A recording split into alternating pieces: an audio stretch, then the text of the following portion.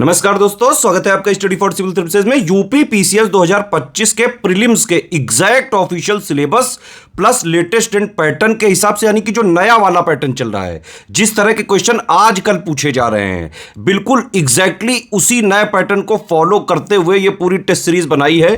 Paid group की test series है ये, और हमारे एससीएस स्टूडेंट्स की डिमांड पर ये वीडियो कंप्लीटली फ्री किया जा रहा है। आप लोग जो लोग पेड ग्रुप में ज्वाइन हैं वो तो वहीं से अटेम्प्ट वगैरह करें, ऐप वगैरह में हैं तो वहां से अटेम्प्ट कर लें। अदरवाइज जो लोग पेड ग्रुप नहीं ज्वाइन कर सकते हैं वो लोग ये वीडियो देखें, पूरा वीडियो देखें, हर क्वेश्चन को पॉज करके पहले उसका आंसर वगैरह जो है जरूर देने की कोशिश करें। टेस्ट सीरीज का फायदा आपको तभी मिल सकता है जब आप सबसे पहले एक पेपर और पेन लेके बैठ जाएं, ठीक है। हर एक क्वेश्चन को जैसे ही क्वेश्चन बताया जाए उसको पॉज करके अपना खुद पहले आंसर मार्क करें, फिर इसके वीडियो में जो बताया गया है उससे आप मैच करें, ठीक है। प्लस आपकी एक्यूरेसी कितनी है, कितने परसेंट आपके सही आ रहे हैं, ये स्कोर जरूर कमेंट करके बताइएगा, ठीक है। आप तक वीडियो पहुंचाने में बहुत सारा एफर्ट करना पड़ता है एससीएस की पूरी टीम को। कोशिश करें कि वीडियो को लाइक और शेयर जरूर करें, बहुत मेहनत लगती है हमको आप तक फ्री वीडियो, फ्री कंटेंट पहुंचाने में। अगर आप चाहते हैं कि हमारे फ्री इनिशिएटिव ऐसे ही लगातार चलते रहें, जैसे कि हम करंट अफेयर भी देते हैं, यूपी करंट भी देते हैं फ्री में, टेस्ट सीरीज भी देते हैं, पेड क्विज के भी वीडियो देते हैं, मेंस के भी मोस्ट एक्सपेक्टेड क्वेश्चन देते हैं, तो ऑलमोस्ट यूपी पीसीएस का चाहे जो है हो, चाहे आरओ का एग्जाम हो, बीओ के लिए हो, यूपी पीएससी के जितने एग्जाम्स हैं उनके लिए स्टडी फॉर सिविल सर्विसेज के यूट्यूब चैनल में बहुत ही सफिशिएंट कंटेंट पड़ा हुआ है, आप उसको जरूर देखें। एक जरूरी सूचना है आप लोगों के लिए, बीईओ की कंप्लीट सिलेक्शन तक की तैयारी का ग्रुप चल रहा है, आरओ का प्री प्लस मेंस का सिलेक्शन तक की तैयारी का ग्रुप चल रहा है, यूपी पीसीएस 2026 का भी प्री का मेंस का सिलेक्शन तक की तैयारी का ग्रुप हमने जो है स्टार्ट कर दिया। आप इसको ज्वाइन करके पूरी तैयारी एक ही जगह कर सकते हैं। अगर आप स्टडी फॉर सिविल सर्विसेज का कंप्लीट पेड ग्रुप ज्वाइन करते हैं, प्री का कंप्लीट और पूरा कंप्लीट मेंस का, तो आपकी पूरी सिलेक्शन तक की तैयारी उससे हो जाती है। कहीं से और कुछ नहीं पढ़ना है आपको, ना करंट आपको बाहर से पढ़ना है, ना टेस्ट लगाने हैं अलग से, ना पेड क्विज वगैरह, सब कुछ आपको स्टडी फॉर सिविल सर्विसेज के पेड ग्रुप में ही मिलता रहेगा, जितना कि एग्जाम निकालने के लिए बेहद जरूरी है। यूपी पीसीएस 2024 का जो प्री वाला पेपर हुआ था वो ऐतिहासिक था, नए पैटर्न के हिसाब से था, लेकिन उसकी तैयारी स्टडी फॉर सिविल सर्विसेज ने अपने स्टूडेंट को साल भर पहले से ही करा दी थी। इवन आरओ 2023 का या फिर आरओ 2021 का जब पैटर्न बदला था उसकी तैयारी स्टडी फॉर सिविल सर्विसेज में हम पहले ही पेड ग्रुप में पूरी करा चुके थे, ठीक है। इसीलिए यूपी पीसीएस 2024 के प्री में सबसे ज्यादा सिलेक्शन हुए हैं स्टडी फॉर सिविल सर्विसेज के। इवन अगर आप प्री के क्वेश्चंस की बात करें, 150 क्वेश्चन जीएस में होते हैं जिससे कट ऑफ बनता है। कट ऑफ के लिए ज्यादा से ज्यादा 80, 85, 90 जो है आपको क्वेश्चन सही करने होते हैं नेट में। स्टडी फॉर सिविल सर्विसेज से यूपी पीसीएस 2024 में भी जो इतना कठिन पेपर था उसमें भी करीबन 120 क्वेश्चन आए थे, जो कट ऑफ निकालने से बहुत बहुत बहुत ज्यादा थे। टेस्ट सीरीज के ये जो वीडियोस हैं, इनकी सीरीज पूरी चलती रहेगी, लगातार एक के बाद एक आपके पास वीडियो आते जाते रहेंगे। इसकी प्लेलिस्ट भी बना दी गई है, ठीक है। वीडियो को देखें, पूरा अटेम्प्ट करें और अपना कमेंट जरूर बताइए कितना स्कोर आ रहा है आपके। बिल्कुल नए पैटर्न पे जैसा पेपर आप आ सकता है उसी पैटर्न पे पेपर प्रैक्टिस करने के लिए ये टेस्ट सीरीज जरूर लगाइए। कोई भी सजेशन हो, कोई भी फीडबैक हो, आप कमेंट सेक्शन में कमेंट कर सकते हैं और अपना स्कोर जरूर से जरूर कमेंट करके बताइए। फॉलो करते रहिए study for civil services. All the very best. Hello and welcome to study for civil services. UPPSC 2025 prelims के लिए सेक्शनल टेस्ट 20 होगा, एनवायरनमेंट का टेस्ट है। जैसा मैंने पॉलिटी में कहा था कि फुल मार्क्स आ सकते हैं, वैसे ही एनवायरनमेंट में आपको फुल मार्क्स टारगेट करने हैं बहुत इजीली। अगर आप हमारा लिस्टिंग प्लस कंपाइलेशन करके जा रहे हैं, पेड क्विज रोज सॉल्व कर रहे हैं, तो आपका एनवायरनमेंट का एक भी क्वेश्चन नहीं गलत होगा। This we can tell you for assurity. Paid group join करने के लिए नंबर्स पे आप ज्वाइन कॉल या व्हाट्सएप कर सकते हैं। आपको पूरा मटेरियल वगैरह सब आपको जोड़ दिया जाता है ग्रुप से, उसमें सब डिटेल्स, अपडेट्स, करेक्शंस सब बिफोर टाइम पहुंचते रहते हैं। ये ज्ञान सर का नंबर है, आपको उनसे बात करनी है, आप उन्हें भी मैसेज कर सकते हैं। सही आपको यहाँ पे चुनना है। बात हो रही है संसाधनों के उपयोग की, balancing the need to use resources, और फ्यूचर के लिए उसको संरक्षित रखने की जो आवश्यकता है उसको संतुलित करने को हम सतत विकास यानी कि सस्टेनेबल डेवलपमेंट कहते हैं। गैर पारंपरिक ऊर्जा स्रोत, नॉन कन्वेंशनल एनर्जी सोर्सेज वो हैं जो गैर नवीकरणीय हैं, जो नॉन रिन्यूएबल हैं। संयुक्त राष्ट्र महासचिव वैश्विक सूचना बुनियादी ढांचे और राष्ट्रीय सांख्यिकी प्रणालियों के द्वारा निरंतर और क्षेत्रीय आधार पर एकत्र की गई जानकारी के आधार पर 1 वर्ष सतत लक्ष्य रिपोर्ट प्रस्तुत करते हैं। तो आपको बताना है कौन सा सही है। फर्स्ट और थर्ड बिल्कुल सही है, आप ही बताइए। नॉन कन्वेंशनल सोर्सेज वो होंगे जो रिन्यूएबल हैं, जो फिर से रिन्यू हो सकते हैं, ठीक है, उनको कहेंगे नॉन कन्वेंशनल। तो ये रिन्यूएबल वालों को, जो नवीकरणीय है। थर्ड, सेकंड करेक्ट चुनना आपको। वर्तमान पीढ़ी द्वारा प्राकृतिक संसाधनों का उपयोग इस हिसाब से होना चाहिए कि जो संसाधन है वो न्यूनतम उनका शरण हो, आगे की जनरेशन भी उनको इस्तेमाल कर पाए, उसको आप सतत विकास कहेंगे। राष्ट्रीय उद्यानों में इन सीटू, दो तरह के जेनेटिक डाइवर्सिटी को कंजर्व करने के तरीके हैं, एक होता है इन सीटू, एक होता है एक्स सीटू। इन सीटू होता है वहीं के वहीं जहां उसका हैबिटेट है, एक्स सीटू होता है कहीं बाहर ले जाके। अभी मैं सिर्फ इतना बता रही हूँ, एग्जाम्पल्स वगैरह के साथ करेंगे। प्राकृतिक अधिवास का विनाश जैव विविधता के नष्ट होने का सबसे मेन फैक्टर है, मतलब कि नेचुरल हैबिटेट लॉस हो गया भाई, जहां कोई जानवर कोई प्राणी रहता है वो लॉस हो गया, तो वो प्रॉब्लमैटिक है, ठीक है,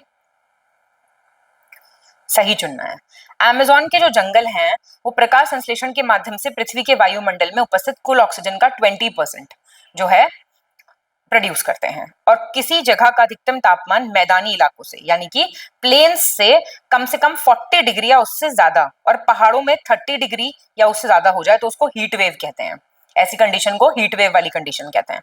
नॉक नी सिंड्रोम क्लोराइड्स के कंटामिनेशन के कारण होता है। ध्यान से सॉल्व करना है क्वेश्चन। नॉक नी सिंड्रोम बहुत ही इंपॉर्टेंट है। नॉक नी सिंड्रोम फ्लूराइड्स के कंटामिनेशन से होता है।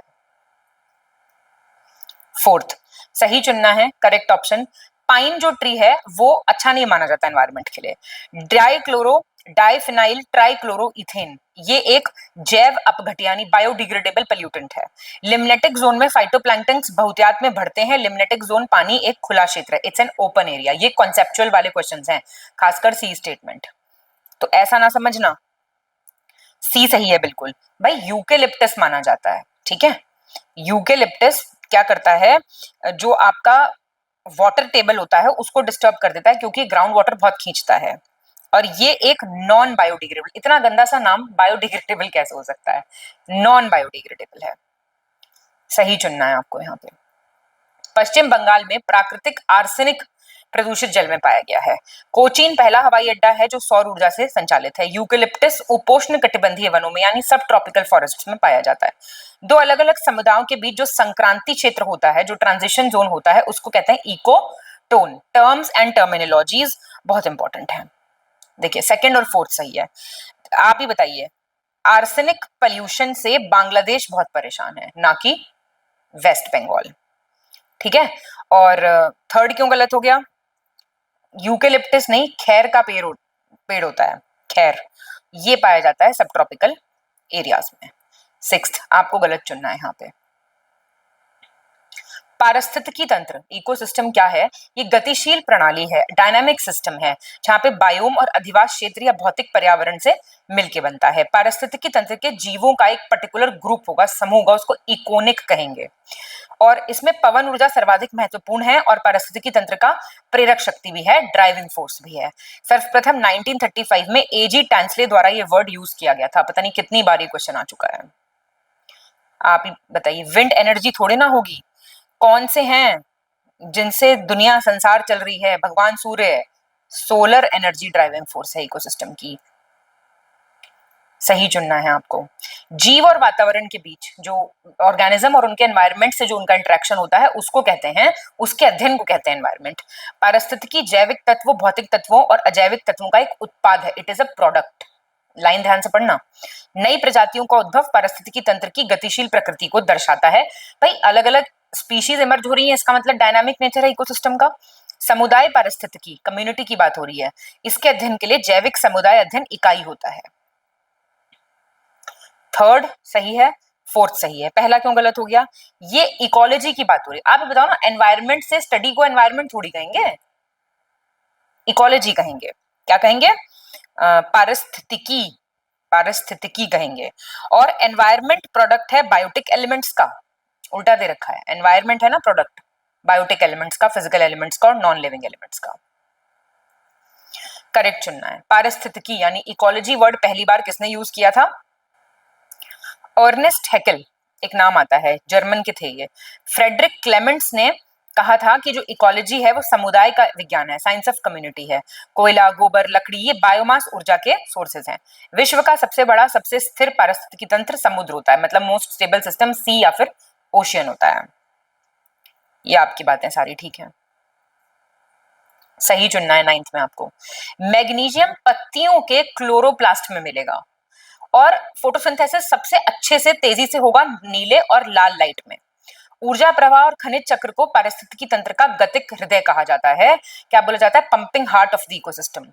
बैंगनी रंग के प्रकाश में सबसे कम और लाल रंग में सबसे अधिक फोटोसिंथेसिस यानी प्रकाश संश्लेषण होता है। ध्यान से सॉल्व करो इसे। सही है बिल्कुल। तो कुछ आपको नहीं, ये वाला क्वेश्चन बहुत बार पीसीएस में रिपीट हो चुका। 10th देखिए, 10th क्या कह रहा है? गलत चुनना है आपको, इनकरेक्ट। 1962 में एक बुक पब्लिश हुई साइलेंट स्प्रिंग, जिसने विश्व में पर्यावरणीय आंदोलन की नींव रखी। ये लिखी थी रेचल कार्लसन ने।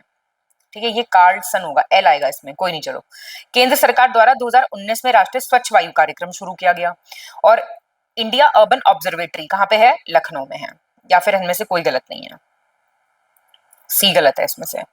इंडिया अर्बन ऑब्जर्वेटरी जो है ये आपकी नई दिल्ली में है, ना कि लखनऊ में। गलत चुनना है यहाँ पे आपको। फायर अलार्म में फोटो सेल यूज होते हैं। किसी क्षेत्र विशेष में क्रमिक रूप से परिवर्तित होने वाले समुदाय के पूरे क्रम को क्रमक यानी सेरे कहा जाता है। 1987 में यूनाइटेड नेशंस जो यूएनईपी है, संयुक्त राष्ट्र में जो पर्यावरण से संबंधित एक रिपोर्ट है, उसके पेश होने के बाद सतत विकास पे चर्चा शुरू हुई थी और उस रिपोर्ट को कहा गया था आवर कॉमन फ्यूचर। ये इंपॉर्टेंट है बहुत, हमारा साझा भविष्य। कोई गलत नहीं। अब देखो क्वेश्चन कैसे आता है। एक क्वेश्चन एक बार आया था पीसीएस में, 2-3 साल पहले की बात है। कुछ ये चीजें दी हुई थी, इनको क्रोनोलॉजी से अरेंज करने के लिए पूछ लेगा। आवर कॉमन फ्यूचर कब पब्लिश हुई, एजेंडा 21 कब आया, ऐसे करके। ठीक है, तो ईयर प्लीज ध्यान देना। गलत चुनना है आपको। होशंगाबाद में तवा बांध के कारण उत्पन्न जलभराव और लवणता के अगेंस्ट 1997 में एक आंदोलन हुआ था, मिट्टी बचाओ आंदोलन। लियोपोल्ड मैट्रिक्स का नाम लेंगे तो वो एनवायरमेंटल इंपैक्ट असेसमेंट अधिप्रभाव की आकलन विधि है। हवा में तैरते हुए श्वसनीय सूक्ष्म कणों का आकार 5 माइक्रोन से कम होता है।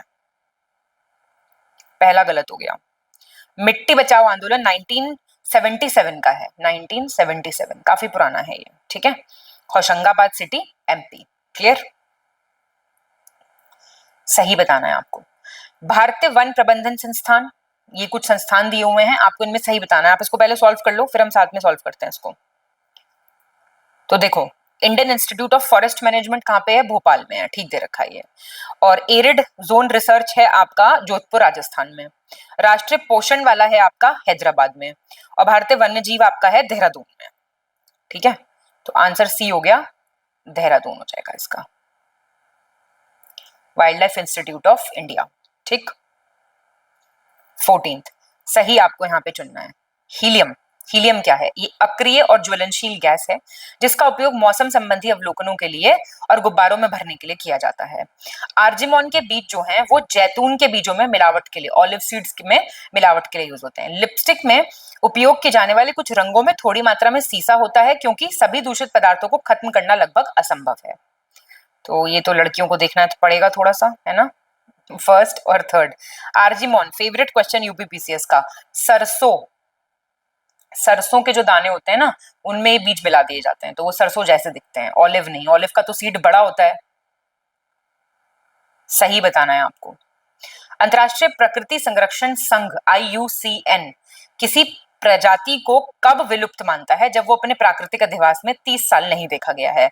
ओडिशा में है शोराव आइलैंड, ये एक संरक्षित कच्छ वनस्पति या फिर मैंग्रोव एरिया है। भूटान विश्व का प्रथम कार्बन नेगेटिव देश था। और मरुस्थलीकरण मृदा अपरदन का एक परिणाम है, ध्यान से पढ़ना। Desertification is an outcome not a factor of soil halogen, ध्यान से पढ़ना है। थर्ड सही है, फोर्थ सही है। IUCN तब मानेगा एक्सटिंक्ट जब वो 50 साल तक अपने घर में नहीं देखा गया है। ठीक है, और शोराव आइलैंड गोवा का है भाई। ये किस किस का गलत हुआ है ये कमेंट कर दो बस कि मैम ये हमारा गलत हो गया, हम इतने पागल बच्चे हो गए हैं इस टाइम पे, ये कमेंट कर दो बस। 16th करेक्ट चुनना है आपको। सोयाबीन से इथेनॉल बनाया जाता है। जेट्रोफा पोंगामिया, सूरजमुखी। बार बार देख देख के इरिटेशन होती होगी ऐसे क्वेश्चंस, पर मैं बता रही हूँ 10 बार देखने के बाद भी बच्चे गलत करके आते हैं, क्योंकि ये जो सारी चीजें हैं ना, इनको उड़ती नजर से देखते हैं, इनको पढ़ते नहीं है डिटेल में। तो मैं इसलिए रुकी हूं कि आप पढ़ते रहें बार बार इसको। बायोडीजल का उत्पादन इनसे किया जाता है। करंज, महुआ, नीम, फिर से आ गया। जैव ईंधन, बायोफ्यूल के रूप में इनको यूज कर सकते हैं। सॉल्व करो इस क्वेश्चन को। सेकंड थर्ड सही है तो इनको रट लो भाई। मेज आएगा यहाँ पे ऑप्शन में, तो क्या ये सही होगा? अगर इसमें मैं मेज भी ऐड कर दूं, मक्का भी ऐड कर दूं यहाँ पे, तो ये सही हो जाएगा क्या बायोडीजल वाला? एक बार ही बताओ मुझे। इथेनॉल किससे बनाया जाता है? इथेनॉल बनाया जाता है मक्का से, ठीक है। मेज 17 देखो, सही चुनना है आपको। राजीव गांधी वन्यजीव संरक्षण पुरस्कार, ये अवार्ड है, ये देश का सबसे बढ़िया, सबसे टॉप मोस्ट प्राइज है एनवायरमेंट से related. Adopt an animal scheme 2008 में उड़ीसा के नंदकनन जू से शुरू हुई थी। साइलेंट वैली उष्ण कटिबंधीय सदाबहार वनों का एक क्षेत्र है केरला का। आंसर सारे सही हैं, पढ़ लो एक बार इसको। गलत चुनना है आपको, इनकरेक्ट। जैव मंडल, बायोस्फीयर क्या है? सर्वाधिक वृहद पारिस्थितिकी तंत्र है, सबसे बड़ा इकोसिस्टम है। पोषण स्तरों के बीच शाकाहारी को सबसे अधिक पोषण मूल्य प्राप्त होता है। पारिस्थितिकीय पदछाप, बात हो रही है इकोलॉजिकल फुटप्रिंट की, इसको कैसे नापते हैं? भूमंडलीय हेक्टर से, ग्लोबल हेक्टर से। मद्रास क्रोकोडाइल बैंक ट्रस्ट 1976 में एशिया का पहला संरक्षित मगरमच्छ प्रजनन केंद्र था। बी गलत हो गया। हर्बीवोर्स थोड़ी ना, जिनको सबसे ज्यादा न्यूट्रिशनल वैल्यू मिलेगी वो हैं ओमनीवोर्स, जो कि हैं सर्वाहारी। सही चुनना है इसमें आपको। यूनाइटेड नेशंस ने 2006 में 22 अप्रैल को अंतर्राष्ट्रीय पृथ्वी दिवस मनाने का निर्णय लिया, हर साल मनाया जाता है। वंगारी मथाई 2004, इनको ये पहली अफ्रीकन वुमेन बनी जिनको नोबेल पीस प्राइज मिला 2004 में। नॉर्मन बोरॉग ने ग्रीन बेल मूवमेंट का नेतृत्व किया था, केन्या की राष्ट्रीय महिला परिषद द्वारा शुरू किया गया एक कार्यक्रम था ये। भारतीय संविधान की शेड्यूल 7 अनुसूची 7 संघ तथा राज्यों की पर्यावरण संरक्षण के लिए कानून बनाने की शक्ति प्रदान करती है। दूसरा सही है, चौथा सही है। इंटरनेशनल अर्थ डे 22 अप्रैल को मनाया जा रहा है, लेकिन कब से मनाया जा रहा है? 2009 से, ठीक है। और कौन सा गलत हुआ है? थर्ड गलत हो गया है। देखिए ये क्यों गलत हो गया आपका? ये वंगारी मथाई की बात हो रही है, नॉर्मन बोरलॉग की बात नहीं हो रही है, ये वंगारी मथाई की ही बात हो रही है, ये इसी से रिलेटेड है पूरा, ये एक ही लेडी के लिए 2 और 3 स्टेटमेंट है। 20th देखिए, सही चुनना है आपको। चिपको मूवमेंट 1973 में हुआ शुरू, रेनी विलेज था चमोली कुमाऊं में, और सुंदरलाल बहुगुणा इससे संबंधित नाम है, बहुत फेमस, आपको पता होगा। नहीं पता है तो अभी आपको पता चल जाएगा। फर्स्ट और थर्ड सही है। ये रेनी गांव चमोली डिस्ट्रिक्ट गढ़वाल रीजन पड़ता है, ये कुमाऊं गढ़वाल भाई बिल्कुल अलग चीज हो गई। 21 सही चुनना है आपको। वो प्राकृतिक आपदा जिसमें गहरे झील के पानी से कार्बन डाइऑक्साइड निर्गमित हो जाए, रिलीज हो जाए डीप वाटर लेक से, उसको कहते हैं लिम्निक। भारतीय संविधान दुनिया का पहला संविधान है जिसमें एनवायरमेंट प्रोटेक्शन से रिलेटेड स्पेसिफिक प्रोविजंस हैं। 51A आर्टिकल कहता है प्राकृतिक पर्यावरण की रक्षा और सुधार करना भारत के प्रत्येक नागरिक का कर्तव्य होगा, मतलब कि फंडामेंटल ड्यूटीज में है ये आर्टिकल। बिल्कुल ठीक है सारी बातें। गलत चुनना है आपको। जब मानवीय गतिविधियों के कारण पर्यावरण में प्रतिकूल परिवर्तन आते हैं तो उसे पर्यावरण अपकर्ष यानी कि एनवायरमेंटल डिग्रेडेशन कहा जाता है। 44th अमेंडमेंट 1978 से आर्टिकल 48 जोड़ा गया, जिसमें कहा गया राज्य देश के पर्यावरण की रक्षा और संवर्धन, वनों और वन्य जीवन की सुरक्षा का प्रयास करेगा। ठीक। हरित अर्थव्यवस्था, ग्रीन इकोनॉमी सबसे सरल अभिव्यक्ति अल्प कार्बन, संसाधन दक्षता और समावेशी अर्थव्यवस्था है। मतलब ग्रीन इकोनॉमी क्या है? जहां पे कार्बन कम होगा, रिसोर्स एफिशिएंसी रहेगी, इंक्लूसिव इकोनॉमी रहेगी। कौन सा गलत है? बी गलत हो गया। आर्टिकल 48 42nd सीए से जोड़ा गया था। कौन से ईयर का है ये? 1976। 42nd अमेंडमेंट और 44th मैंने पॉलिटी के टेस्ट में भी कहा था, बिल्कुल अच्छे से याद करके जाना। करेक्ट। आर्ने डेके ईडनायस 1973 में डीप इकोलॉजी वर्ड इन्होंने गढ़ा।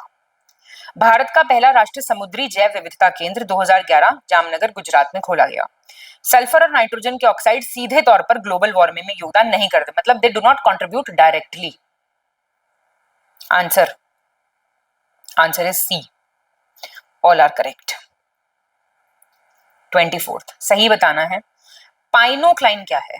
समुद्र विज्ञान और विभिन्न घनत्वों की दो तरल परतों को अलग करने वाली एक बाउंड्री लाइन है, मतलब ये वर्चुअल बाउंड्री लाइन होती है। हेलोक्लाइन क्या है? सैलिनिटी ग्रेडियंट, लवणता प्रवणता को दर्शाती है। थर्मोक्लाइन महासागरीय जल परतें जिसमें गहराई बढ़ने के साथ पानी का तापमान तेजी से घटता है। सॉल्व करेंगे ध्यान से, ठीक है। ये सारी चीजें तो आपको नहीं पता है तो प्लीज आप मार्क कर लीजिए, दोबारा पढ़ लीजिए। सही चुनिए, करेक्ट। ISO 14000 ये कृषि विकास को मतलब एग्रीकल्चरल डेवलपमेंट के लिए स्टैंडर्ड है। सोशल फॉरेस्ट्री, सामाजिक वानिकी, ये सबसे पहले इस्तेमाल किया बेस्टावी ने 1968 में। भारत में धारणीय विकास, सस्टेनेबल डेवलपमेंट के दृष्टिकोण से विद्युत उत्पादन का सबसे अच्छा सोर्स क्या है? पवन विद्युत, यानी कि विंड पावर। बताओ कौन सा सही है? बी सही है। ISO 14000 सिंपली पर्यावरण के लिए है, कोई पर्टिकुलर एग्रीकल्चर वगैरह के लिए नहीं, ओनली फॉर एनवायरमेंट, मतलब पर्यावरण को सुरक्षित रखने के लिए है। सोशल फॉरेस्ट्री ठीक है, हाइड्रो पावर है ना कि विंड पावर। हाइड्रो पावर क्या कहेंगे उसको? जल विद्युत। गलत चुनना है आपको। फसल चक्र के माध्यम से मिट्टी में नाइट्रोजन का स्थिरीकरण संभव है। ऑयल जैपर क्या है? एक इको फ्रेंडली टेक्नोलॉजी है जो ऑयली स्लज, तैलीय पंख या तेल रिसाव का पता लगाने के लिए यूज होती है। सतत विकास का विचार पहली बार 1971 में क्लब ऑफ रोम नामक एक वैश्विक थिंक टैंक था, उन्होंने प्रस्तावित किया था।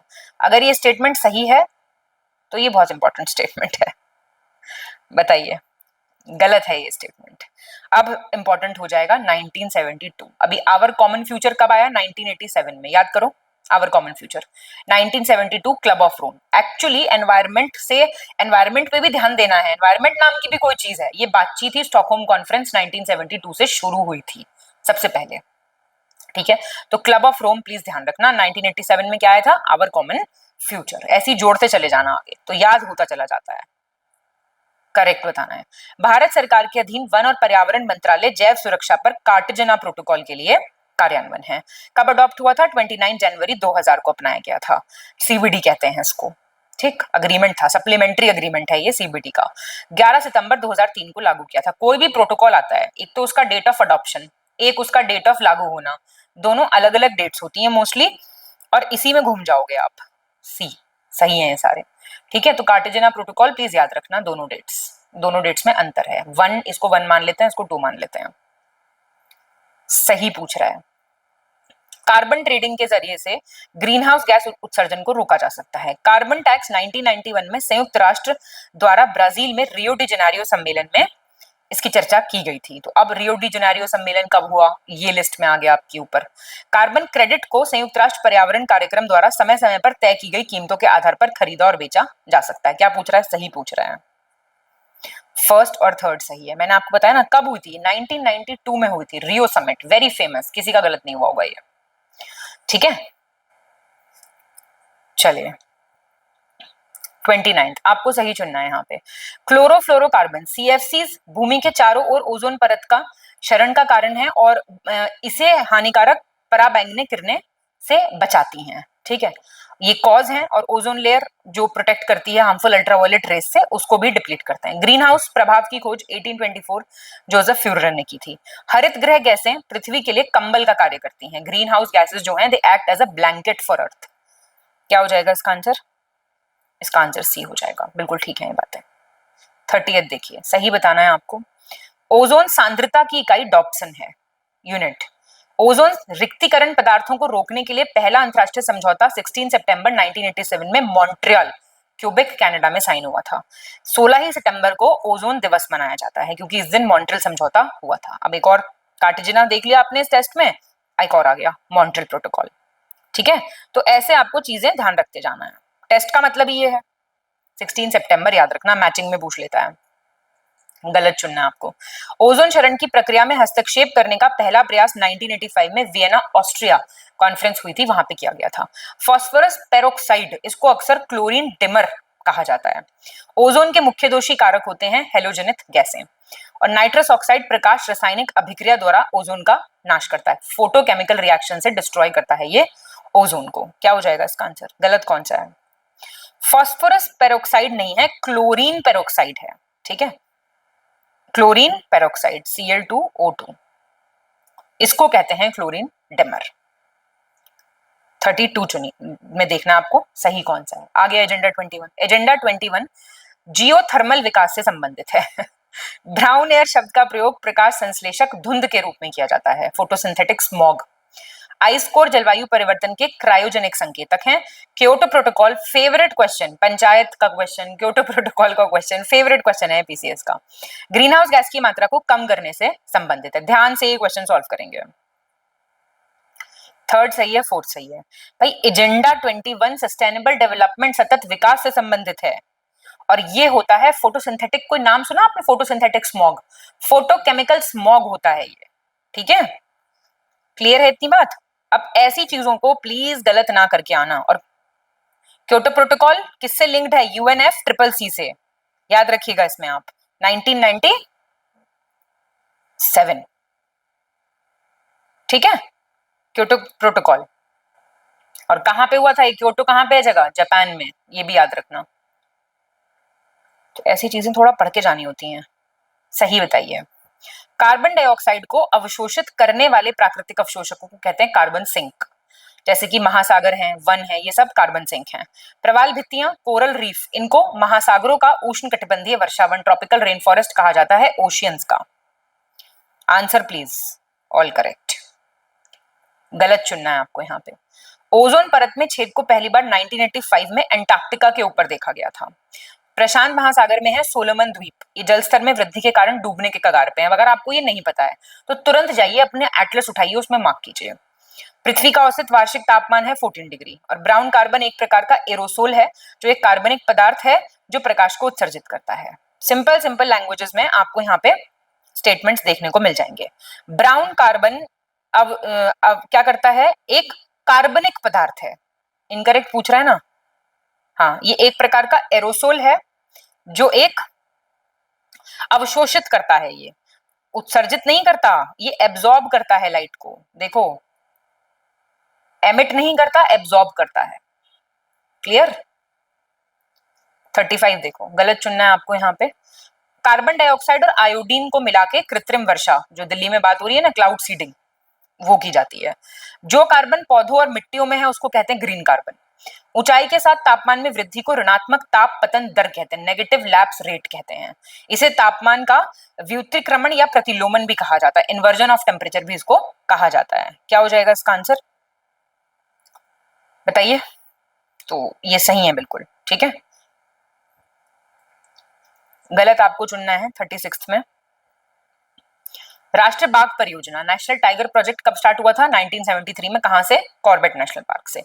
वेस्ट बंगाल को भारत का बाघ राज्य कहते हैं और यहाँ पे सुंदरवन है, यहाँ पे बाघ सबसे ज्यादा मिलते हैं। उड़ीसा का नंदकानन टाइगर रिजर्व में व्हाइट टाइगर्स, सफेद बाघ देखने को मिलते हैं। देखें आप में से किसी ने? वेस्ट बंगाल को नहीं कहते हैं, MP को कहते हैं टाइगर स्टेट। सही बताइए। मणिपुर में है केबिल लामजो राष्ट्रीय उद्यान, ये एकमात्र तैरता हुआ राष्ट्रीय उद्यान है, ठीक है। यहाँ पे जो संगाई डियर मिलता है, संगाई नाम का एक हिरन मिलता है, वो ना डांसिंग डियर भी इसको कहते हैं। तो वो फुमडी है यहाँ पे संगाई, एक तो संगाई याद रखना, जिन पे ये चलता है उनको फुमडी कहते हैं। तो ये कुछ गारा टाइप होता है, काई टाइप, फ्लोटिंग वेजिटेशन टाइप होती है, तो उसमें जब वो चलता है तो ऐसा लगता है कि वो डांस कर रहा है, ठीक है, इसीलिए इसको फ्लोटिंग नेशनल पार्क कहा जाता है और इस डियर को कहा जाता है डांसिंग डियर। और इसका IUCN स्टेटस क्या है ये आप मुझे बताएंगे, संगाई डियर का। देश की सबसे संकटग्रस्त प्रजातियां मध्य प्रदेश के बांधवगढ़ में पाई जाती हैं। काजीरंगा में एक सींग वाला गैंडा मुख्य पशु है वहां का। B, फर्स्ट और थर्ड सही है। सेकंड क्यों गलत हो गया? सबसे ज्यादा एंडेंजर्ड स्पीशीज पाई जाती हैं मानस नेशनल पार्क। मानस कहां पे है ये? असम में। गलत चुनना है आपको, इनकरेक्ट। भारत का पहला बायोस्फीयर रिजर्व 1986 में आया था, नीलगिरी। हर साल 22 मई को मनाया जाता है इंटरनेशनल बायोडायवर्सिटी डे। पहली राष्ट्रीय वन्यजीव कार्य योजना 1983 में अपनाई गई थी। 1982 में आयोजित भारतीय वन्यजीव बोर्ड की बैठक थी वहां पे उसके आधारित पे ये आई थी। बस ये तो इंपॉर्टेंट नहीं कौन सी मीटिंग थी। भारत में प्रोजेक्ट राइनो 2007 में यूपी के दुधवा राष्ट्रीय उद्यान से एक सींग वाले गैंडे की रक्षा के लिए शुरू किया गया था। डी गलत हो गया। प्रोजेक्ट राइनो 2005 जितने भी इंपॉर्टेंट प्रोजेक्ट्स हैं, प्रोजेक्ट टाइगर, प्रोजेक्ट एलिफेंट है, टर्टल कंजर्वेशन प्रोजेक्ट है, पूरी लिस्ट है एक, बड़ी इंपॉर्टेंट है वो। गलत चुनना है यहाँ पे आपको। World wide fund, world wild life fund, ये इसका जो प्रतीक है वो एक जाइंट पांडा है। फूलों की घाटी राष्ट्रीय उद्यान उत्तराखंड के चंपावत पिथौरागढ़ जिलों में स्थित है। भारतीय वनस्पति सर्वेक्षण मतलब बीएसआई और जेडएसआई, बोटानिकल सर्वे, जूलॉजिकल सर्वे, इसका हेडक्वार्टर है कोलकाता। किसी विशेष आवास में मौजूद प्रजातियों की कुल संख्या को अल्फा डाइवर्सिटी कहते हैं। बी गलत हो गया। वैली ऑफ फ्लावर्स कहां पे है? चमोली पिथौरागढ़ डिस्ट्रिक्ट में है। एक सेकंड, इनकरेक्ट पूछ रहा है ना ये। हाँ, ये नहीं है, चंपावत नहीं है, चमोली में है ये। सही चुनना है आपको यहाँ पे। वर्ल्ड फंड फॉर नेचर 1961 में मुख्यालय कहां पे है? ग्लैंड, स्विट्जरलैंड में। ट्रॉपिकल रेन फॉरेस्ट को जैव विविधता का भंडार कहा जाता है। संयुक्त राष्ट्र अमेरिका ने ई कोलाई बैक्टीरिया से जैव ईंधन बनाने में सफलता प्राप्त की है और अमेरिका ही दुनिया का पहला देश है जहां बायोगैस से रेलगाड़ी चलाई गई है। देख रहे हैं आप? स्वीडन है पहला। हर चीज अमेरिका नहीं कर रहा है, ध्यान रखिएगा, नॉट अमेरिका, स्वीडन। सही चुनना है यहाँ पे आपको। सुंदरबन विश्व का सबसे बड़ा मैंग्रोव वन है जिसमें सुंदरी करके वृक्ष पाया जाता है, जिसके नाम पे सुंदरबन नाम है। कहाँ पे है ये? वेस्ट बंगाल में है।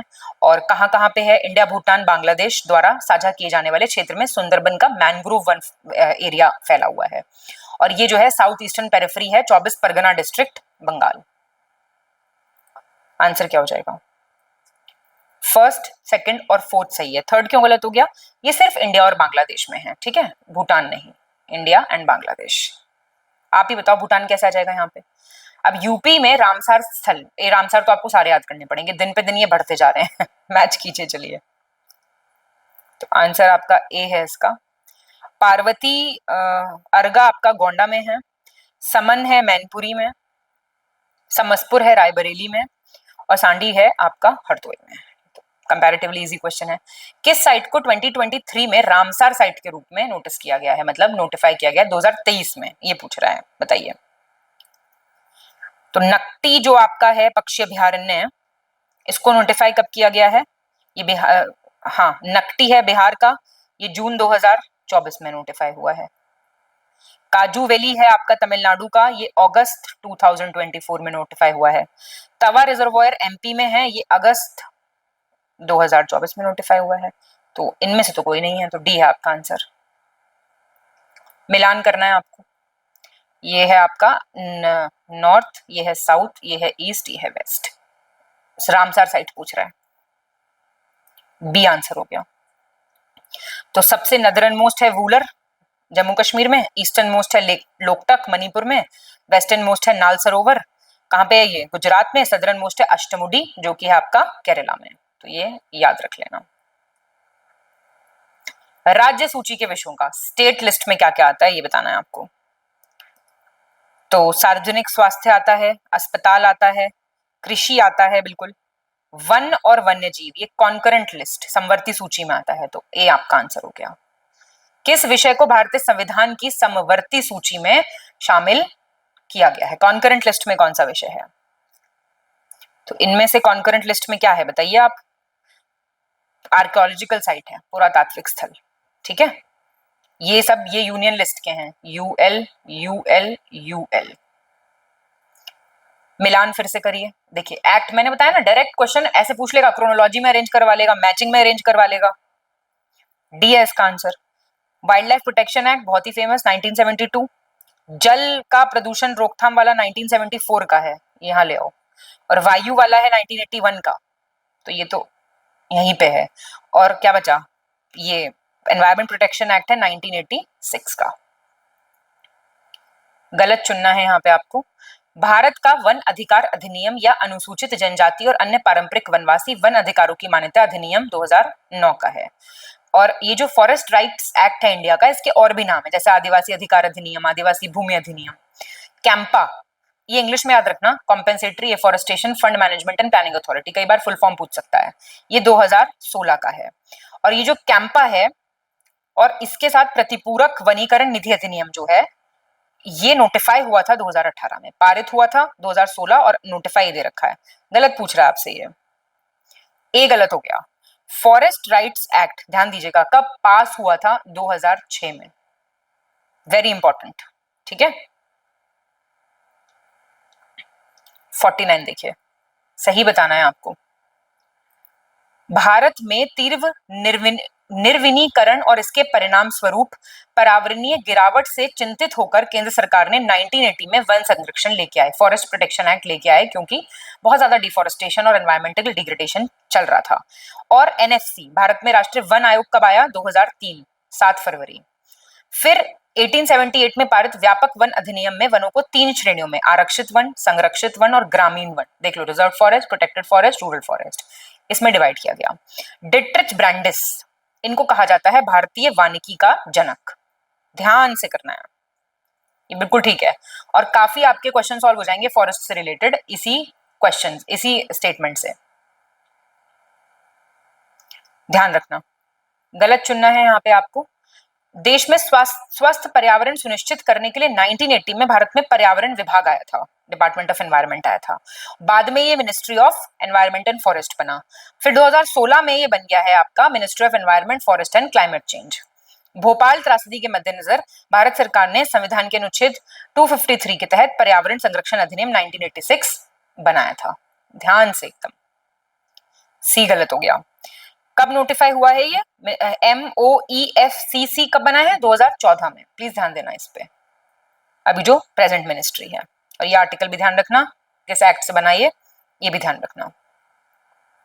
सही चुनना है यहाँ पे आपको। वन महोत्सव कार्यक्रम कब मनाया जाता है, 1 जुलाई से 7 जुलाई, मतलब जुलाई का फर्स्ट वीक। कब से मना रहे हैं, 1950 से मना रहे हैं, 1 हफ्ते का होता है ये कन्हैयालाल मानिकलाल मुंशी ने शुरू किया था। एम क्या होगा, हमारे वनों को बढ़ाना, बचाना और उनका महत्व फैलाना, डिग्रेडेशन होने से रोकना, जागरूकता पैदा करना, वही सारी अच्छी अच्छी बातें, ठीक है, सारे सही हैं ये। 52 देखो, गलत चुनना है आपको। बंगाल गैंडा संरक्षण अधिनियम विधेयक, ये बंगाल विधान परिषद ने पारित किया था 1 अप्रैल 1939 को, जिसपे राष्ट्रपति MN रॉय चौधरी ने साइन किया था। 1954 में असम गैंडा संरक्षण अधिनियम 1932 में आजादी से पहले बंगाल प्रांत में पारित एक समान अधिनियम पर आधारित था। फिर वन्य जीव के संरक्षण के लिए भारतीय वन्य जीव बोर्ड, जो कि है आपका Indian board for wild life, आया 1952 में। जंगली हाथियों की सुरक्षा के लिए 22 मार्च 1879 को हाथी संरक्षण अधिनियम पारित किया गया। थोड़ा सा लोडेड हैं चीजें, बट डोंट वरी, आप लोग आराम से कर लोगे। ये हुआ था 1932 में, ईयर याद रखना प्लीज, काफी पुराना है, ठीक है। और ये भी याद रखना। गलत बताना आपको। भारत की पहली वन नीति 1894 में डॉक्टर वोलकर की अनुशंसा पे बनाई गई थी। फिर इंडिपेंडेंट इंडिया की 12 मई 1993 में बनाई गई। प्रिंसिपल क्या है 1988 वाली पॉलिसी का, पर्यावरणीय स्थिरता, वायुमंडलीय संतुलन सहित पारिस्थितिकी संतुलन के रखरखाव को सुनिश्चित करना। और बहुत ही फेमस बोटानिस्ट एनवायरमेंटलिस्ट हैं रामदेव मिश्रा, स्वामी रामदेव नहीं, रामदेव मिश्रा, इनको फादर ऑफ इंडियन इकोलॉजी कहा जाता है। बी गलत हो गया। इंडिपेंडेंट पॉलिसी आई थी 12 में 1952, 1952, 2 बार याद कर लो, सही चुनना है यहाँ पे आपको। नॉर्मन बोरलॉग को कहा जाता है father of green revolution. Ravindra Kumar Sinha को कहा जाता है टाइगर मैन इंडिया का। कैलाश श्रृंखला को कहा जाता है डॉल्फिन मैन। MS स्वामीनाथन को कहा जाता है इंडिया के ग्रीन रेवोल्यूशन का जनक। बताइए, पहला सही है, चौथा सही है। रविंद्र कैलाश श्रृंखला है टाइगर मैन, ध्यान देना, और रविंद्र कुमार सिन्हा है डॉल्फिन मैन। याद रहेगा, सही बताओ, मैच करना है आपको। ये आ गए, जो बचे हुए मैन है वो यहाँ पे मैचिंग में आ गए हैं। बी है इसका आंसर। जादेव पाएंगी असम के हैं, ये फॉरेस्ट मैन है इंडिया के। सलीम अली बॉम्बे महाराष्ट्र के बर्ड मैन है। राजेंद्र सिंह अलवर राजस्थान के वाटरमैन हैं और महेश चंद्र मेहता हैं राजौरी जम्मू कश्मीर के ग्रीन एडवोकेट। गलत चुनना है यहाँ पे आपको। महावृक्ष पुरस्कार 1993-94 में राष्ट्रीय वन रोपण और पारिस्थितिकी विकास बोर्ड द्वारा किया गया था स्टार्ट, ठीक है। 1987 में शुरू किया गया इंदिरा गांधी पर्यावरण पुरस्कार हर साल किसी ऐसे संगठन को या व्यक्ति को दिया जाता है जिसने एनवायरमेंटल प्रोटेक्शन के लिए बहुत अच्छा काम किया हो। राजीव गांधी वन्यजीव संरक्षण पुरस्कार आप जानते हैं टॉप मोस्ट है। अमृता देवी बिश्नोई पुरस्कार उन लोगों को दिया जाता है जो जलमंडल के संरक्षण के लिए अपने अनुकरणीय योगदान के लिए साहस दिखाते हैं। इनकरेक्ट पूछ रहा है, डी गलत हो गया। अमृता देवी बिश्नोई अवार्ड उनको दिया जाता है जो साहस दिखाते हैं वाइल्ड लाइफ के कंजर्वेशन के लिए, जलमंडल वगैरह नहीं है, वाइल्ड लाइफ है इसमें कीवर्ड। 57th गलत आपको यहां पे चुनना है। गोल्ड पांडा अग्रणी वैश्विक पर्यावरण संगठन world wide fund for nature द्वारा दिए जाने वाला सर्वोच्च संरक्षण पुरस्कार है। ऐसे ही गोल्डमैन एनवायरमेंटल प्राइज है जो कि यूएसए की फाउंडेशन देती है एनवायरमेंट प्रोटेक्शन के लिए। ग्लोबल 500 अवार्ड्स हैं जो यूनेप देता है, United Nations Environment Programme, same चीज एनवायरमेंट प्रोटेक्शन के लिए। ये सारे सही हैं। गलत चुनना है यहाँ पे आपको। मैती करके एक आंदोलन शुरू हुआ था 1994 में चमोली उत्तराखंड से। लीडर कौन थे? कल्याण सिंह रावत। और 1998 में कल्याण सिंह रावत ने विवाह में जूता चुराई के स्थान पे वर पक्ष द्वारा लड़की के घर में, मतलब मैती हो गया, मायका जैसे हम इधर कहते हैं, उसमें पौधा लगाने की परंपरा शुरू की थी जो आज काफी मतलब अच्छी परंपरा वहां पे है, आज भी ऐसा देखा जाता है। डी गलत हो गया क्योंकि ये वर्ष है 1994, बाकी सब सही दे रखा है इसमें, ठीक है। और ईयर बहुत इंपॉर्टेंट है, पूछ लेगा, अरेंज करो। इनकरेक्ट बताना है। टिहरी आंदोलन 1990 के दशक में उत्तराखंड में टिहरी के पास भागीरथी नदी पर निर्माणाधीन टिहरी बांध के निर्माण को रोकने के लिए किया गया था। नर्मदा बचाओ 1985 का है, ठीक है। सरदार सरोवर बहुउद्देशीय बांध परियोजना के संभावित परिणामों के विरोध में इसको शुरू किया गया था और एमपी राजस्थान महाराष्ट्र की ये संयुक्त परियोजना थी। डी गलत हो गया। एमपी गुजरात और महाराष्ट्र याद रखना, गुजरात है इसमें, राजस्थान नहीं है। सही चुनना है यहाँ पे आपको। अपीको करके एक आंदोलन है, ये उत्तर भारत में जैसे चिपको है ना वैसे अपीको है कर्नाटक का, 1983 में शुरू हुआ था, ठीक है। ये सेम पश्चिम घाट में कर्नाटक के उत्तर कन्नड़ जिले में शुरू हुआ था और इसके लीडर थे पांडुरंग हेगड़े। ये आपके तीनों बातें बिल्कुल ठीक है, ठीक है। वेस्टर्न घाट्स भी इससे रिलेटेड है, याद रखना, कई बार इसमें कंफ्यूजन हो सकता है। 61 पे आ गए हैं। गलत हमें चुनना है यहाँ पे। जंगल बचाओ आंदोलन 1980 के दशक में था, अविभाजित बिहार के सिंहभूम जिला जो अभी झारखंड में है। बलियापाल आंदोलन है 1986 उड़ीसा से रिलेटेड, ठीक है। बलियापाल और भोगराई गांव, यहाँ पे सरकार द्वारा नेशनल टेस्टिंग रेंज बनाई जा रही थी, उसके खिलाफ शुरू हुआ था ये। और केरल के पलक्कड़ से सदाबहार उष्णकटिबंधीय वनों की रक्षा के लिए 1973 साइलेंट वैली मूवमेंट, बहुत फेमस मूवमेंट्स हैं ये सारे, और ये आपके बिल्कुल ठीक भी दे रखे हैं, ठीक है। तो प्लीज यहाँ पे आपको कौन कौन से बता दिए, जंगल बचाओ, बेलियापाल और आपका साइलेंट वैली। ईयर प्लीज याद रखना, ठीक है, और एरिया भी। एक सेकेंड, गलत चुनना है आपको यहाँ पे।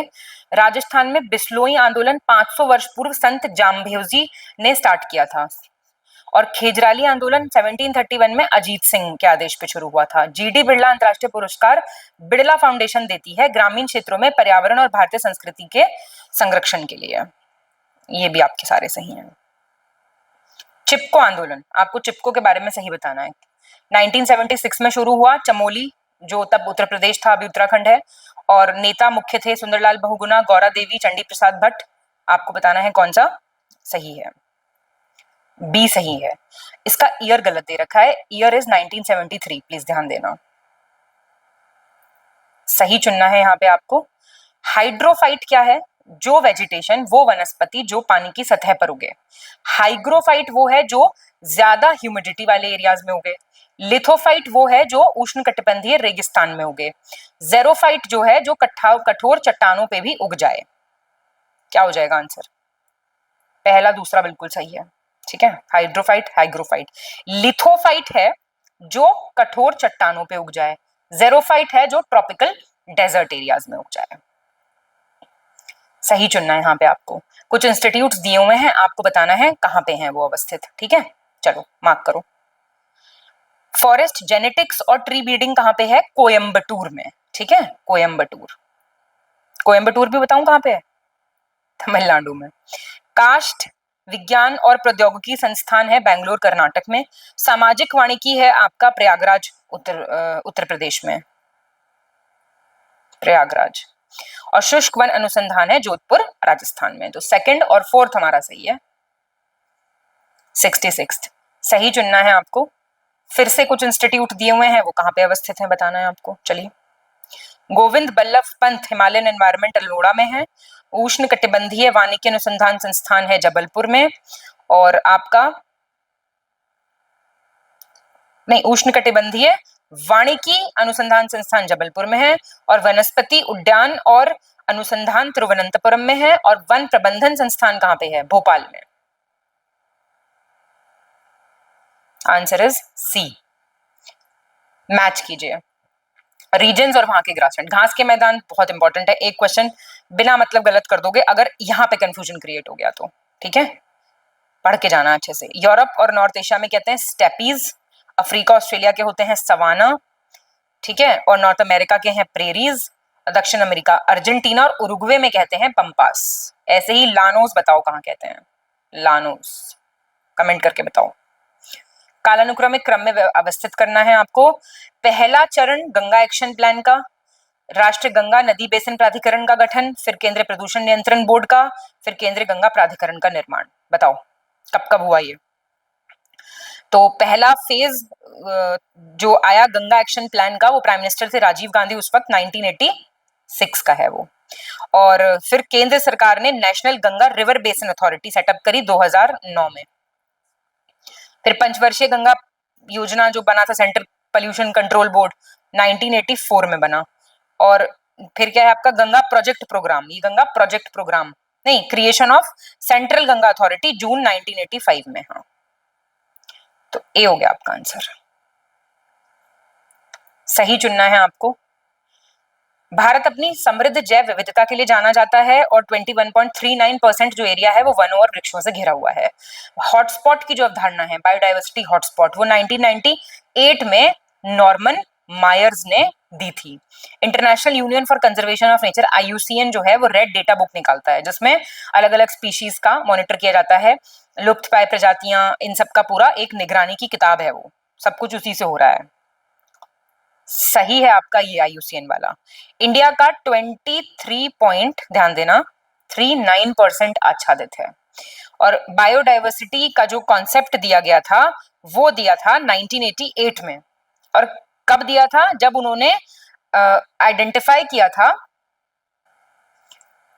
तो ये 1988 हो गया कि ट्रॉपिकल फॉरेस्ट लूज कर रहे हैं अपने स्पीशीज को भी और अपने हैबिटेट को भी। सही चुनना है यहाँ पे आपको। जैविक विविधता, बायोलॉजिकल डाइवर्सिटी, सबसे पहले किसने यूज किया था शब्द? आर्थर हैरिस ने। अब आप एक काम करना, इस टेस्ट में जितने भी ऐसे वाले क्वेश्चंस थे, डीप इकोलॉजी किसने दिया, इकोलॉजी किसने दिया, ये सबकी एक लिस्ट कमेंट में कर दो। आलसी बच्चे होंगे ना कुछ जो बुराई करने आते हैं टेस्ट की, वो कुछ पढ़ जाएंगे, ठीक है। 1916 में जैव विविधता शब्द का प्रयोग वॉल्टर जी रोजेन 1985, ये पूरा लिख दो आप। सभी देशों में के आपसी सहयोग से बाघों की सुरक्षा और संवर्धन सुनिश्चित करने के लिए 1993 में दिल्ली में ग्लोबल टाइगर फोरम की स्थापना की गई। तो ये सही है सारे आपके, ठीक है। वॉल्टर जी रोजन, नहीं, आर्थर हैरिस 1916, बिल्कुल ठीक है, ये सही है, बिल्कुल सही चुनना है आपको। क्या कह रहा है? राष्ट्रीय पवन सौर हाइब्रिड नीति 14 में 2018 को पेश हुई थी। गिर अभयारण्य को राष्ट्रीय उद्यान घोषित किया 1973 में। केंद्र सरकार ने इसी उद्यान में गिर शेर परियोजना भी शुरू की थी। 2006 में गिद्धों के संरक्षण के लिए, वल्चर कंजर्वेशन के लिए हरियाणा वन विभाग और बॉम्बे नेचुरल हिस्ट्री सोसाइटी ने एक समझौता किया, जिसके साथ उन्होंने गिद्ध संरक्षण परियोजना स्टार्ट की। ये भी आपके सारे सही हैं, ठीक है। वल्चर कंजर्वेशन प्रोजेक्ट, इसका ईयर याद रखना। देखो, project tiger, vulture conservation, elephant, turtle, tortoise, सबके हैं, पूरी लिस्ट है, वो आपको कराई जा चुकी है, ठीक है। वो पूछ लेगा अरेंज करने के लिए, गलत विकल्प चुने। भारत सरकार ने संयुक्त राष्ट्र विकास कार्यक्रम की सहायता से वर्ष 1975 में ओडिशा से मगरमच्छ प्रजनन परियोजना स्टार्ट की थी, क्रोकोडाइल ब्रीडिंग प्रोजेक्ट स्टार्ट किया था। और कछुआ ऑलिव रिडली टर्टल जो है उसके कंजर्वेशन के लिए 1975 में भितरकनिका से कछुआ संरक्षण परियोजना स्टार्ट हुई थी। प्रोजेक्ट थामिन डियर 1977, कितने सारे तो यही करा दिए हमने, कोई गलत नहीं है इसमें से। 73 में सही देखना आपको। अगस्थमलई हाथी रिजर्व जो है वो 32nd देश का और कर्नाटका का चौथा हाथी रिजर्व है। भारत सरकार ने 24 मई 2013 को हाथी मेरे साथी अभियान शुरू किया था। तराई हाथी रिजर्व, दुधवा आता है इसमें, पीलीभीत आता है, किशनपुर आता है, कतरनिया घाट आता है। ये उत्तर प्रदेश का दूसरा है, भारत का 33वां है। और यूनियन गवर्नमेंट ने हाथी संरक्षण की मौजूदा नीति की समीक्षा करने और भविष्य में हस्तक्षेपों को तैयार करने के लिए महेश रंगराजन के नेतृत्व में एक हाथी टास्क फोर्स का भी गठन 2012 में किया था। क्या हो जाएगा इसका आंसर? सही पूछ रहा है, सी सही है बिल्कुल। ठीक है, अगस्थमलाई 32nd है कंट्री का और 5वां है कर्नाटका का, ये तो इसलिए गलत हो गया। ठीक है, और तराई जो ये इंडियन गवर्नमेंट ने 24 मई 2011 को लॉन्च किया था हाथी मेरे साथी कैंपेन, और एलिफेंट टास्क फोर्स 2010 का है। अब देखो ये क्वेश्चन कितनी बार आ चुका, राज्यवार बाघ जनगणना 2022 के संदर्भ में आपको बताना है। 29 जुलाई 2023 को ग्लोबल टाइगर डे मनाए जाने के अवसर पे अश्विनी कुमार चौबे ने एक विस्तृत रिपोर्ट जारी की थी कॉर्बेट टाइगर रिजर्व से। अभी दुनिया की लगभग 65% जंगली बाघों की आबादी इंडिया में है। देश में 54 बाघ संरक्षित क्षेत्र हैं। उत्तराखंड के कॉर्बेट टाइगर रिजर्व में सबसे अधिक बाघ हैं, 450। सारे पता होने चाहिए ये 54 के 54 कहाँ पे कौन सा है। ए सही है, दूसरा क्यों गलत हो गया? इंडिया में ऑलमोस्ट 75% शेर हैं, तो ये तो है ही बात है, हमारे इंडिया में तो शेर ज्यादा हैं वैसे भी और वैसे भी। 260 टाइगर्स हैं यहाँ पे। एनटीसीए की बात हो रही है, राष्ट्रीय बाघ संरक्षण प्राधिकरण, इसके बारे में आपको सही बताना है। देखो ये क्या है, ये स्टैट्यूटरी बॉडी, वैधानिक निकाय है, मिनिस्ट्री ऑफ MOEFCC का। 2005 में ये स्टैब्लिश किया गया था 38L1 धारा के अंतर्गत 1972 के एक्ट में। ये आपके सारे सही दे रखे हैं, इंपॉर्टेंट है, कोई क्वेश्चन आ जाए तो आपको पता होना चाहिए। गलत चुनना है आपको यहाँ पे। टाइगर सेंसस जो है वो हर 5 साल में एनटीसीए कंडक्ट करता है, अलग अलग विभागों के साथ साझेदारी के साथ। श्रीविल्लीपुथुर मेघमलाई टाइगर रिजर्व भारत का 51वां है और तमिलनाडु का 5वां है। रानीपुर चित्रकूट में है जो यूपी का चौथा है और भारत का 53rd है। वीरांगना दुर्गावती 7वां है, राजस्थान का, इंडिया का 54th है। पूरी लिस्ट पता होनी चाहिए चाहे कुछ हो जाए, मैं फिर कह रही हूँ, यहां से नहीं बात बनेगी। नेशनल टाइगर सेंसस हर 4 सालों में कंडक्ट किया जाता है, सबसे इंपॉर्टेंट पॉइंट यही है इसके बारे में, तो आप गलती नहीं कर सकते इसमें।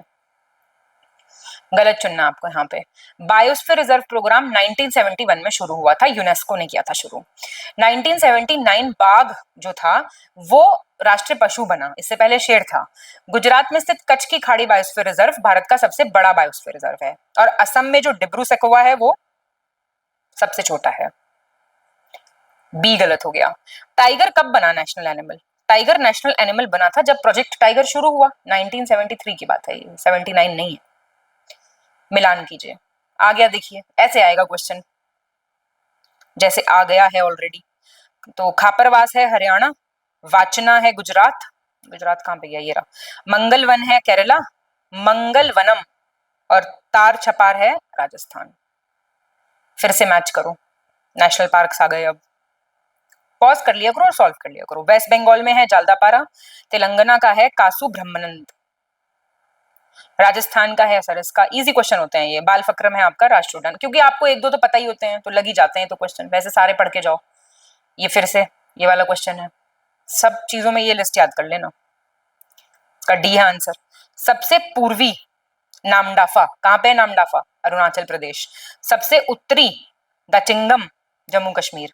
सबसे पश्चिमी मरीन नेशनल पार्क, ठीक है, ये गुजरात। और दक्षिणी गैलथिया बे है, ये है आपका अंडमान निकोबार में।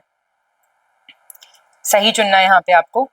केल्प फॉरेस्ट, केल्प, अगर कोई कोरियन फूड आप जानते हो थोड़ा बहुत भी, तो कोरियन फूड में केल्प्स यूज होते हैं। केल्प फॉरेस्ट पृथ्वी पर सर्वाधिक उत्पादक, सुंदर एवं प्रचुर मात्रा में प्रजातियों से भरपूर पारिस्थितिकी तंत्र है। शैलो मतलब शीत और शीतोष्ण महासागरों में छिछले और तटीय जल में पाए जाते हैं, शैलो और कोस्टल एरियाज में।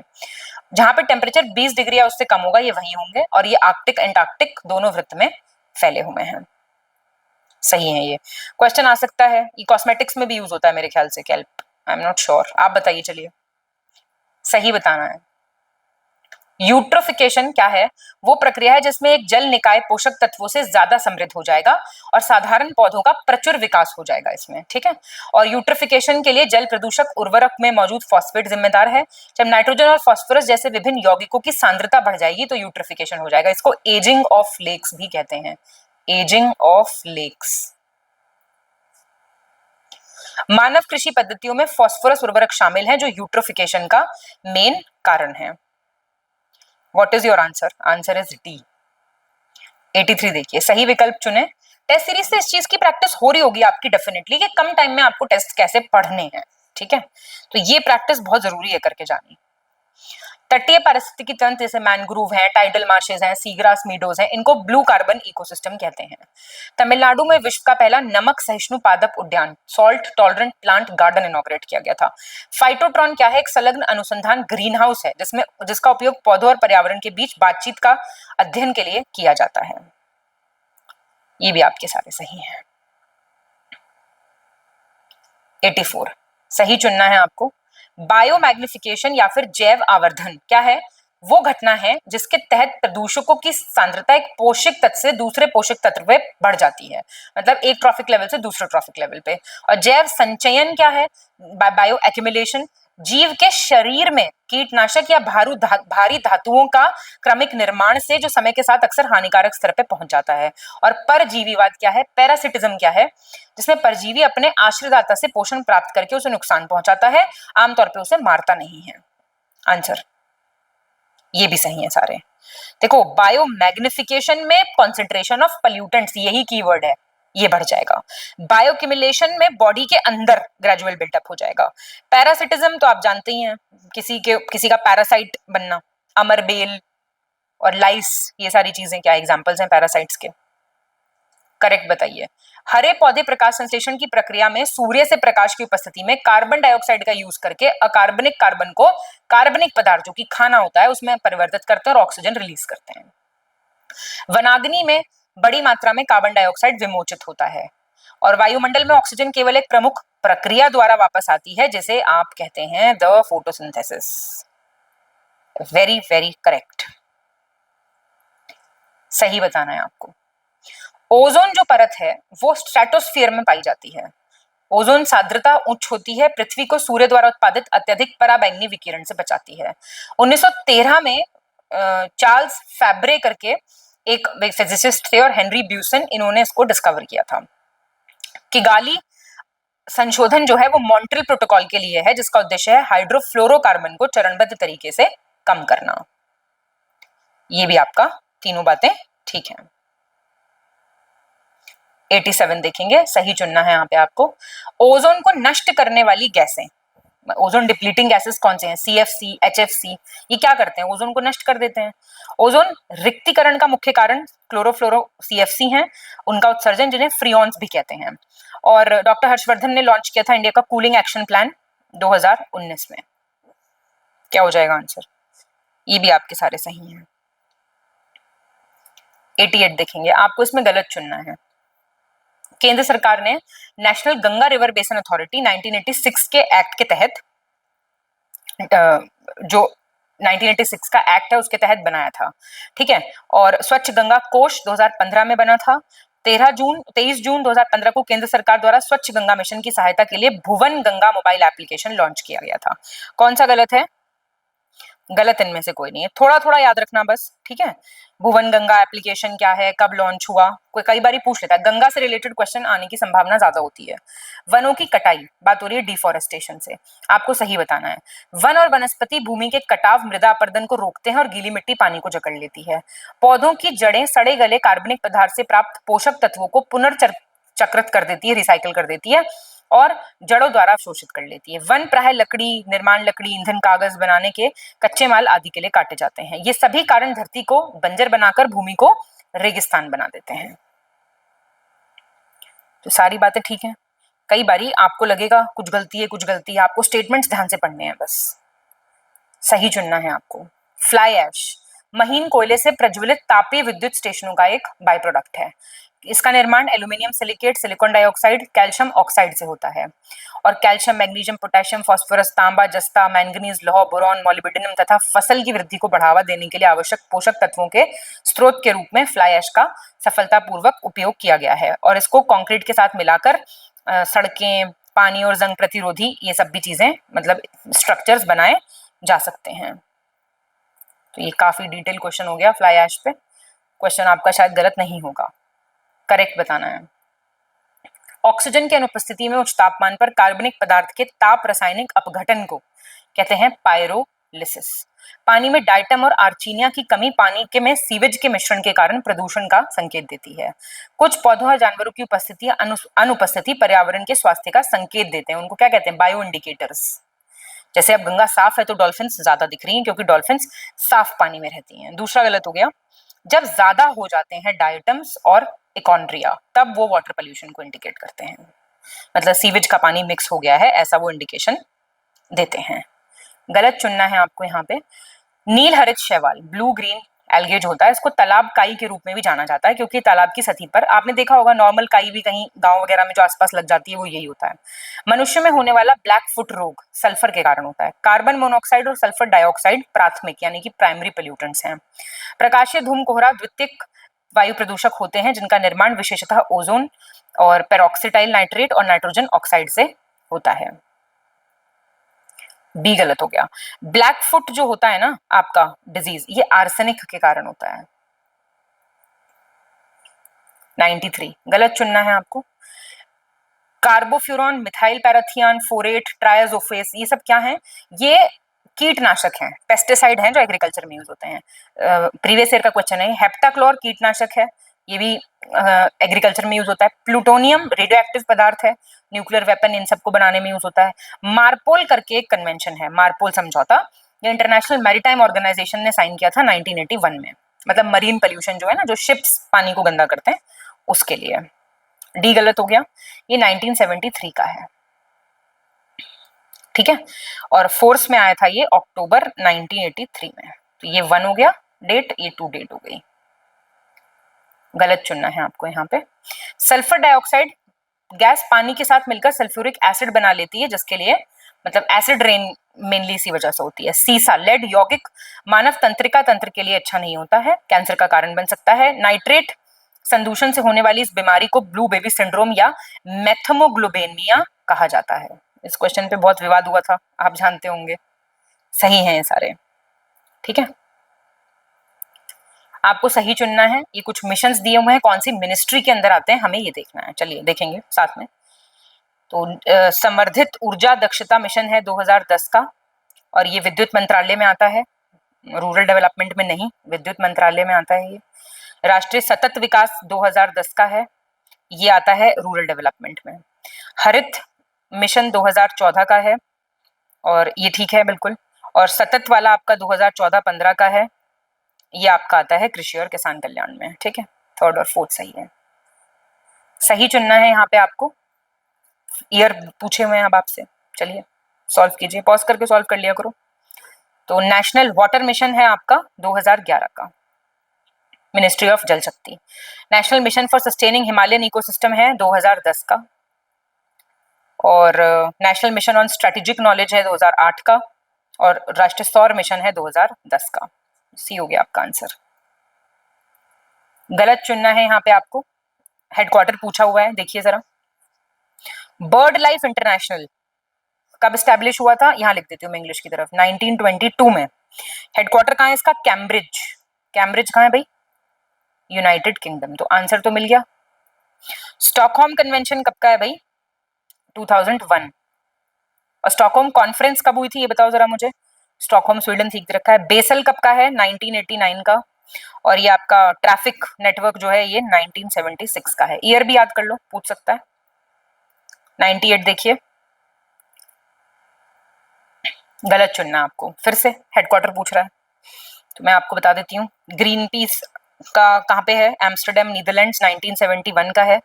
वेटलैंड्स इंटरनेशनल 1966, ये आप गलत नहीं कर सकते, वैनिगन नीदरलैंड्स में है इसका, वैनिगन नीदरलैंड्स, ठीक है, रोम इटली नहीं है। IUCN का कहाँ पे है? IUCN बना कब? 1948, देख लो अगर क्रोनोलॉजी में पूछ ले तो, ग्लैंड स्विट्जरलैंड, ठीक है, मतलब आंसर तो मिल गया ना, वेटलैंड्स इंटरनेशनल। और संयुक्त राष्ट्र पर्यावरण कार्यक्रम यूनेप 1972 का है, नैरोबी केनिया। प्लीज 2 बार देख लेना इस क्वेश्चन को, सही मिलान कीजिए। सी है आपका आंसर। कैफीन हमको मिलता है चाय कॉफी से, पेपेन मिलता है पपाया से, जो पपीता पेट के लिए अच्छा होता है ना, वो इसी वजह से होता है, डाइजेस्टिव एंजाइम है ये। एट्रोपाइन बेलेडोना और क्विनेन सिंकोना।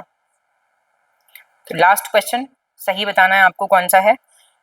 वनस्पति जलवायु का सही माप है, vegetation is the correct measure of climate, किसने कहा था? कोपेन ने। पौधे नाइट्रोजन को नाइट्रेट के रूप में ग्रहण करते हैं। कोरिंगा गोदावरी नदी की डेल्टा पे है और हाइड्रोजन ईंधन सेल वाहन उत्सर्जक के रूप में पानी का उत्पादन करते हैं। क्या हो जाएगा answer? All are correct. Important sentences हैं, ये काफी बार रिपीट है क्वेश्चन। कोपेन का क्लासिफिकेशन में वो अलग अलग अल्फाबेट से अलग अलग क्लाइमेट जोन्स होते हैं, उस पर भी क्वेश्चन आ सकता है। अच्छा नहीं होता वो क्वेश्चन, बिल्कुल भी, बहुत गंदा होता है, पर आपको सॉल्व करना पड़ेगा अगर वो आएगा तो। चलिए अपना स्कोर बताइए आप फटाफट मुझे। बहुत बहुत शुभकामनाएं आप सभी को, अच्छे से पढ़ाई कीजिए। पेड कोर्स ज्वाइन कर सकते हैं आप, वहां पे सारी चीजें आपको बहुत अच्छे से, बहुत ही कंसोलिडेटेड वे में मिल जाएंगी। सिलेबस बहुत बड़ा है, इधर उधर ना भटकें, फोकस करें और पढ़ते रहें। बहुत बहुत धन्यवाद।